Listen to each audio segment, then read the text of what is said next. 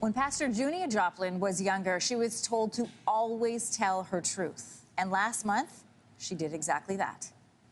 I want you to hear me when I tell you that I'm not just supposed to be a pastor. I'm supposed to be a woman. Hi, friends. Hi, family. My name is Junia. You can call me June. I'm a transgender woman, and my pronouns are she and her. And June joins us this morning here on Your Morning. June, welcome. Hi, thanks for having me. You came out as transgender to your congregation back in June. Why was now the time that you chose to do that?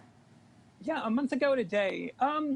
Well, just based on the journey I had been on, the journey of self-acceptance and getting some help and seeing some progress being made and where my congregation was in terms of its congregational life, it made sense. And so I was looking at sometime in June of 2020, and COVID changed things a little bit, but not too dramatically.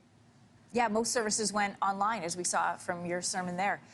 That's right. In the moments leading up to that sermon, what was going through your mind? What were you thinking about? What were you feeling? Well, I was anxious, nervous, like afraid in a way that I don't think I've ever been just before delivering a sermon. I wondered if maybe this was the last opportunity I would get to ever, say something like this, at least to this congregation of folks. And I hoped that the message I had to deliver would make a difference in the lives of not just the people close to me, but, that the reach would be broader too. You mentioned the church, and many people know the church has not always been welcoming to members of the LGBTQ2+ community. You did not tell the church ahead of time that you would be coming out during this sermon.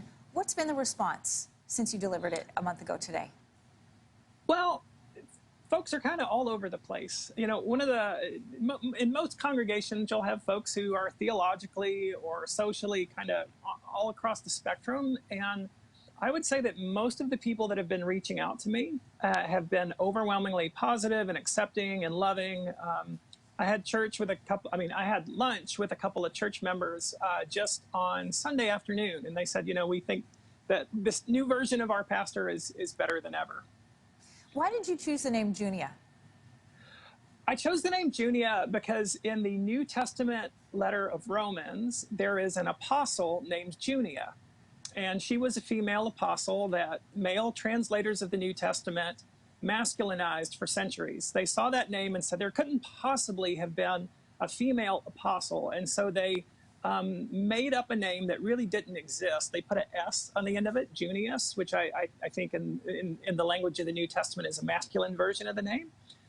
So she is a Christian leader who's had to assert her womanhood, her femininity across the ages.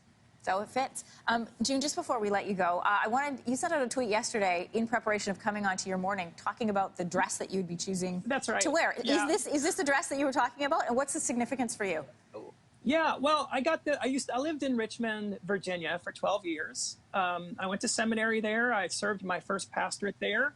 And I have a number of friends that are still there. Last year, I was in town for the graduation of the seminary, and one of my best friends delivered the commencement speech, and afterwards we went to lunch in this wonderful little neighborhood of town, and there's this great vintage store on Carey Street. It's called Bygones Vintage, and I was presenting mail at the time, but my friends helped me pick out this dress, and the store staff was really great. They saw me kind of looking at the dresses and said, we can start a dressing room for you if you like, and didn't have any problem with that. So I bought this in Richmond, and I think it is my very favorite dress.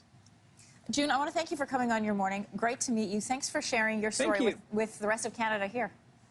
Sure, thanks for having me.